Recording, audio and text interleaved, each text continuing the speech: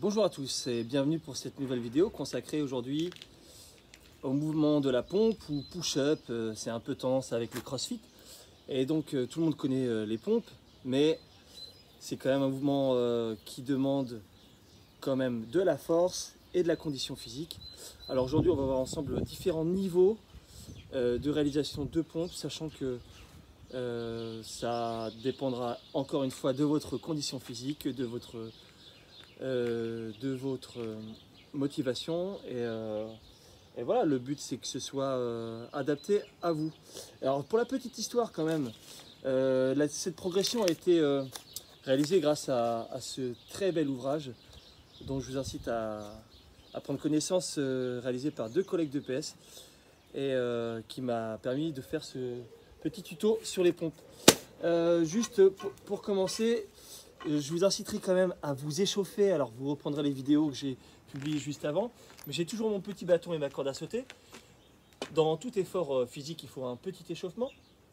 Et donc là aujourd'hui, ce que je vous propose, puisque c'est les pompes, ce sont quand même un travail sur plusieurs articulations, un groupe et plusieurs groupes musculaires sollicités. Donc je vous propose, avec votre bâton que vous avez préparé, de faire des petits cercles dans un sens, puis d'un autre, de faire devant, derrière, faire des petits mouvements de rotation, des petites élévations devant, derrière, sur les côtés, au-dessus de la tête, voilà. Ça, c'est pour la partie articulaire. Et pour la partie cardio, bah, vous reprenez ce qu'on a vu hier, la petite corde à sauter qui vous permet d'être échauffé. Ok? Ça, c'est pour la partie cardio. Eh ben, on y va. Alors aujourd'hui, il y a 6 niveaux. Le premier niveau, le principe, c'est d'avoir les pieds au sol. Vous êtes aligné et vous allez faire les pompes sur un mur, sur une table, quelque chose qui est plus haut que le sol. D'accord? C'est un contre-haut. Alors moi, du coup, j'ai cherché un petit peu chez moi. Alors, ce que j'ai trouvé, c'est pas une table, c'est pas un mur, c'est un petit muret. Donc ça donnerait ça. Donc, n'oubliez pas quand même que le placement, je ne l'ai pas dit, mais c'est largeur d'épaule plus une main. D'accord? Les doigts vers l'avant, les pouces vers l'intérieur. Ok? Donc ça donne ça. Niveau 1, passez chez moi. On est gainé, placé.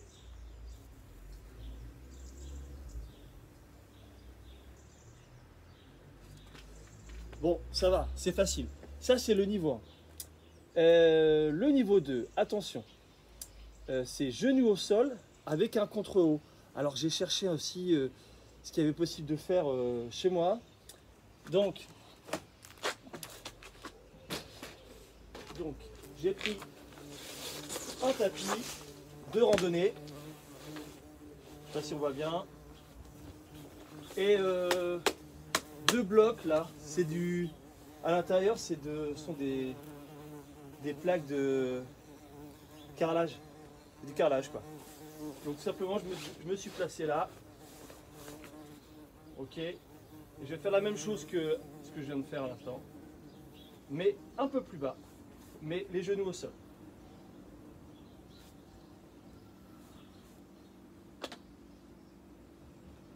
Ça marche? Sachant que j'ai mis ce petit repère, c'est pour du jardinage, ça, c'est un petit pot, donc je l'ai coincé au milieu, ce qui permet d'avoir un repère pour que je touche. D'accord? Comme ça je sais que j'ai la bonne amplitude sur ma pompe. Ça c'était le niveau 2. Le niveau 3, bon, le niveau 3, c'est pas, ça on le fait souvent. Pompe, genou au sol, toujours ma largeur d'épaule, gainer placé, les fesses serrées, le ventre contracté.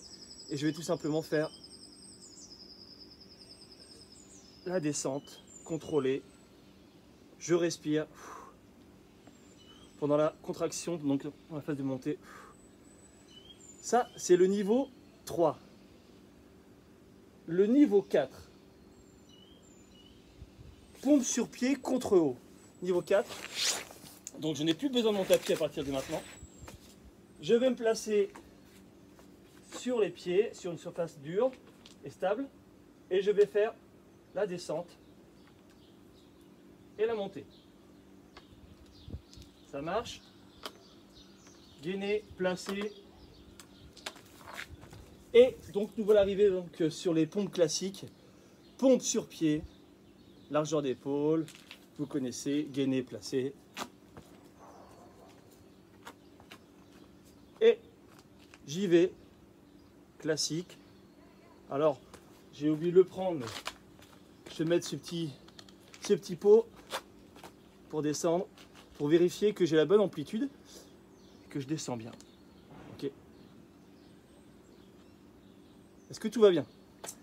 Et enfin, notre 6e niveau aujourd'hui, on s'arrêtera à 6, sachant qu'on a un 7e, mais là il faudrait du matériel supplémentaire, un gilet ou une charge additionnelle sur le dos, ce que je vous déconseille quand même. Donc les pompes pieds surélevés, donc tac, tac, je vais mettre mes pieds sur mon contre-haut, je vais ajuster mon petit pot et c'est plus dur que le niveau juste avant.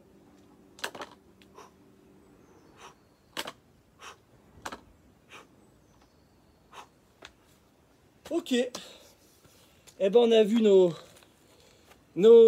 6 niveaux du jour. On va conclure.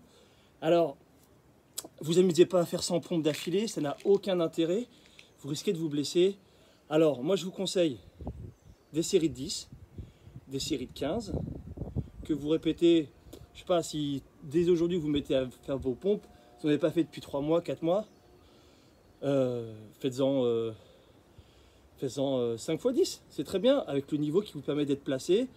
Vous utilisez un miroir, un téléphone pour vérifier, un partenaire, et après vous augmenterez soit le niveau, soit le nombre de séries, d'accord?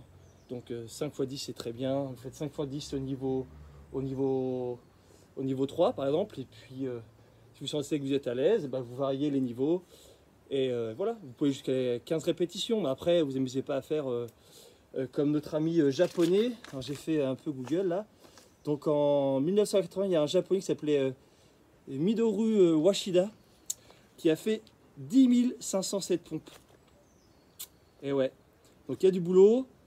On n'en est pas encore arrivé là, mais je vous souhaite bon courage. Les pompes, vous avez besoin de 2 mètres carrés, 1 mètre sur 2 mètres. Donc même dans un petit appartement, vous pourrez faire. Je vous souhaite